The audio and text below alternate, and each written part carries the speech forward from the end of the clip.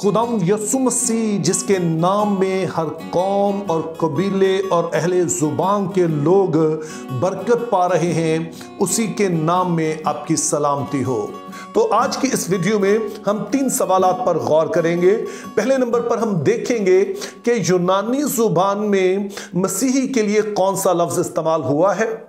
दूसरे नंबर पर फिर हम देखेंगे कि मसीही जब लफ्ज इस्तेमाल हुआ तो इसका मतलब क्या था।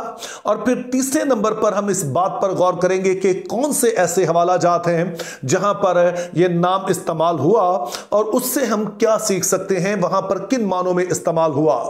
तो जहां तक पहले सवाल का ताल्लुक है, तो यूनानी जुबान में जो कि नए अहदनामा की जुबान है, उसमें मसीही के लिए जो लफ्ज इस्तेमाल हुआ वो है ख्रिस्टियानोस। और शायद आप इस बात से वाकिफ हो कि यूनानी जुबान में मसीह के लिए जो लफ्ज इस्तेमाल होता है वो है ख्रिस्तोस, जिसको उर्दू जुबान में ख्रिस्तुस बाज़ जगह पर लिखा गया है। तो इस तरह से ख्रिस्तोस यानी कि मसीह और ख्रिस्टियानोस यानी मसीहों में एक करीबी ताल्लुक पाया जाता है। तो अब हमारा दूसरा सवाल बनता है कि ख्रिस्टियानोस अगरचे के ख्रिस्तोस से ताल्लुक रखता है, लेकिन इसका असल मतलब क्या बनता है। अब इसके मानी के लिहाज से अगरचे के उलमाए बाइबल और खास तौर पर वो जो बिब्लिकल लैंग्वेजेस या बाइबली जुबानों के माहिरीन हैं, उनमें काफी बहस पाई जाती है इस लफ्ज के हकीकी मानों के हवाले से। लेकिन एक जनरल कंसेंसस ये है कि मसीही ऐसे लोग हैं जिनका ताल्लुक मसीह के साथ होता है। अब जाहिर है कि ये एक अमूमी बात है और इससे हमारे सवाल का पूरी तरह से जवाब नहीं मिलता है। तो इस बात को वाजे करने के लिए एक आलमे बाइबल है जिनका नाम है C.K. बैरट, जो कि बिब्लिकल ग्रीक के माहिर माने जाते हैं। वो एक मिसाल देते हैं। वो कहते हैं कि जो हेरोदी थे, इनको यूनानी जुबान में कहा जाता है हेरोडियानोस।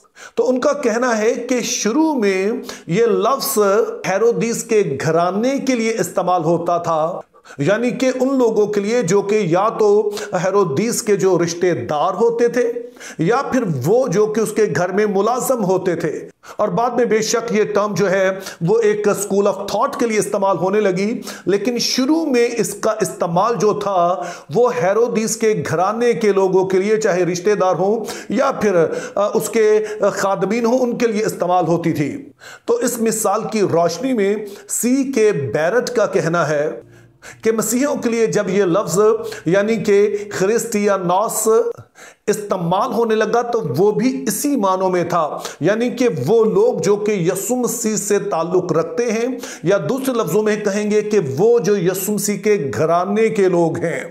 और C.K. बैरट की ये बात बड़ी मौजू मालूम होती है, क्योंकि फिर जब हम नए अहदनामा में खतूत में देखते हैं तो मसीहों को खुदा के घराने के लोग कहा गया है। उनका आपस में जो रिश्ता है वो बहन भाइयों का बताया गया है, या फिर ऐसे लोगों के तौर पर जिनको यीशु मसीह ने अपने खून से खरीद लिया है। तो अब हमारे लिए तीसरा सवाल है कि नए अहदनामा में यह लफ्ज यानी ख्रिस्टियानोस कितनी दफा इस्तेमाल हुआ है, और जिस कॉन्टेक्स्ट में यह इस्तेमाल हुआ उससे हम क्या समझ सकते हैं। तो नए अहदनामा में लफ्ज ख्रिस्टियानोस यानी मसीही 3 दफा इस्तेमाल हुआ है। और इसका पहला इस्तेमाल हम अमाल की किताब उसका 11 बाब और उसकी 26 आयत में पढ़ते हैं, जिसमें कुछ यूं लिखा है, और जब वो मिला तो उसे इंताकिया में लाया, और ऐसा हुआ कि वो साल भर तक कलीसिया की जमात में शामिल होते और बहुत से लोगों को तालीम देते रहे, और शागिर्द पहले इंताकिया ही में मसीही कहलाए।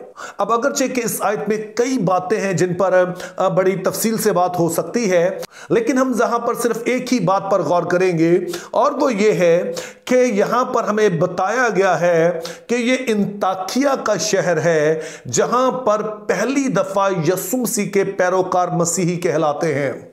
तो हमारे लिए सवाल यह बनता है कि क्यों इस चीज की जरूरत पेश आई कि यीशु के शागिर्दों को मसीही कहा जाए। तो इस हवाले से पहली चीज आपने ज़हन में रखनी है कि इंताकिया जो है यह शाम के इलाके में है, यानी कि ये वो जगह है यहां पे अगरचे के यहूदी मौजूद हैं, लेकिन बुनियादी तौर पर ये गैर कौमों का इलाका है। और जब मसीहत का यहां पर आगाज होता है तो बहुत सारे जो यहूदी हैं वो यीशु पर ईमान ले आते हैं, लेकिन उसके बाद हम देखते हैं कि यहां पर एक दरवाजा खुल जाता है और गैर कौमों की भी बहुत बड़ी तादाद जो है वो मसीह को कबूल करने लगती है। फिर दूसरी बात हमने जहन में रखनी है कि जब मसीहत का आगाज होता है तो यह एक यहूदी फिरके के तौर पर होता है, यानी कि वो यहूदी जो मसीही हो गए थे और वो यहूदी भी जो कि मसीही नहीं हुए थे वो भी समझते थे कि अगरचे कि इनकी तालीम कुछ गलत है लेकिन है ये हमारा ही हिस्सा। और फिर जो गैर कौमें थी वो भी यही समझती थी कि ये दरअसल यहूदियों का ही एक फिरका है। और फिर तीसरी बात हमने ये जहन में रखनी है कि बाज गैर कौमें ऐसी थीं कि जो मसीह के आने से पहले यहूदी मजहब में शामिल होना चाहती थी, और उनमें से दो तरह के लोग होते थे। एक तो जिन्हें बाइबल मुकद्दस में कहा गया है खुदा तरस, यानी कि ऐसे गैर कौम के लोग जो कि यहूदी मजहब को पसंद करते थे लेकिन वो बाकायदा तौर से यहूदियत में शामिल नहीं हुए। फिर दूसरी तरह के गैर कौम के वो लोग थे जो ना सिर्फ यहूदी मजहब को पसंद करते थे बल्कि वो इसमें शामिल भी हो जाते, और ऐसे लोगों को नौ मुरीद कहा जाता था। चूंकि ये दोनों ही टर्म्स जो इस्तेमाल होती थी उससे मुराद आम तौर पर ये ली जाती थी कि ये वो लोग हैं जो जिस्मानी तौर पर इसराइल की नस्ल हैं। तो इस तरह से वो गैर कौम के लोग जो कि अपना मजहब तर्क कर देते और यहूदी मजहब इख्तियार कर देते, वो फिर भी यहूदी या फिर बनी इसराइल नहीं कहला सकते थे बल्कि नौ मुरीद कहलाते थे। तो अब जब इंजील की मुनादी शुरू हुई तो हर तरह के लोग मसीह पर ईमान लाने लगे, यानी कि वो लोग जो कि पहले यहूदी थे जिनका बैकग्राउंड यहूदी था और वो लोग जो कि गैर कौमों में से थे।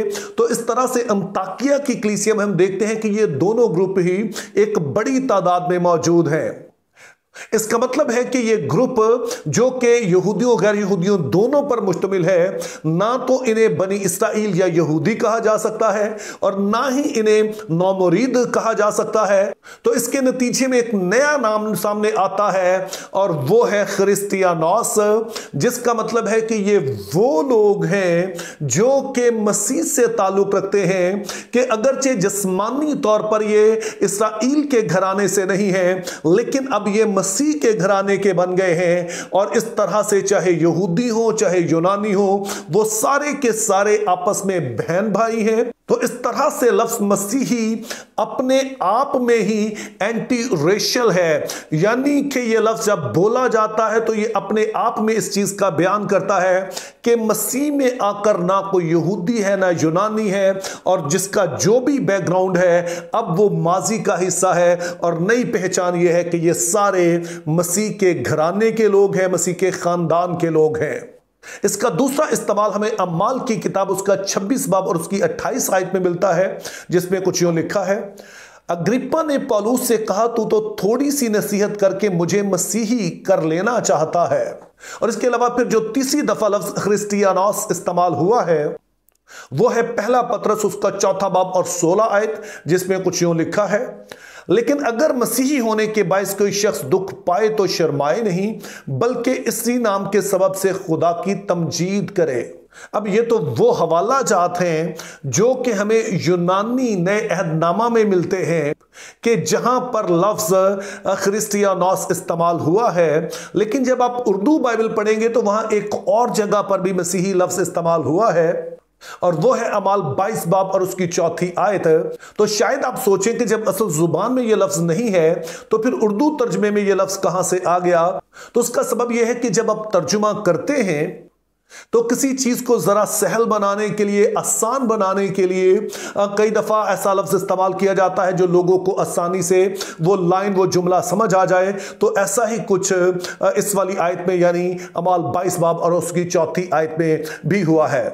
लेकिन जहां तक असल जुबान की बात है तो 3 ही ऐसे मौके हैं जहां पर यह लफ्ज क्रिस्टियानोस इस्तेमाल हुआ।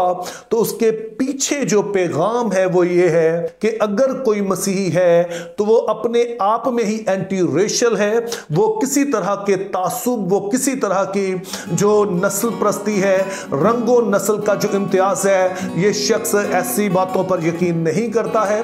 और अगर मसीही होने के बावजूद भी हम ऐसा करें तो हम अपने ही ईमान की, अपनी जात ही की समझें कि हम नफी कर रहे हैं। Think biblically, live purposefully, have a very good day.